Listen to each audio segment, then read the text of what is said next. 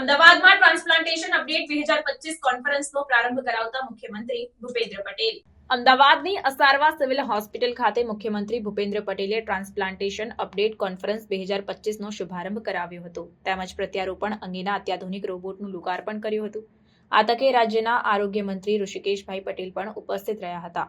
મુખ્યમંત્રી ભૂપેન્દ્ર પટેલે વડાપ્રધાનના વિરાસત ભી વિકાસ ભી મંત્રને યાદ કરતા કહ્યું કે આજે આપણને ટેકનોલોજીની દ્રષ્ટિએ જે નવીન લાગે છે એવી અનેક વિરાસત આપણી પાસે આપણા પુરાણોમાં પડેલી છે. આ માટે તેમણે ગણેશજીનું ઉદાહરણ આપતા કહ્યું કે પુરાણોમાં દર્શાવેલી આ ઘટના પણ ટ્રાન્સપ્લાન્ટેશનનું ઉદાહરણ છે.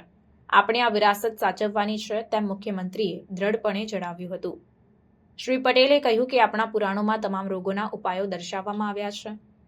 આજે તેને નવી ટેકનોલોજીની મદદથી ઉજાગર કરવાનો સમય છે. વડાપ્રધાનના નેતૃત્વમાં દેશમાં અને ગુજરાતમાં મેડિકલ ટુરિઝમનો વિકાસ થઈ રહ્યો છે ત્યારે રાજ્ય સરકાર આ ક્ષેત્રે તમામ સહાય કરવા માટે કટિબદ્ધ છે તેમ જણાવી મુખ્યમંત્રીએ ઉમેર્યું કે લોકો ભારતમાં આવે અને અહીંથી કંઈક શીખીને જાય તેવો વારસો આપણે જાળવી રાખવાનો છે.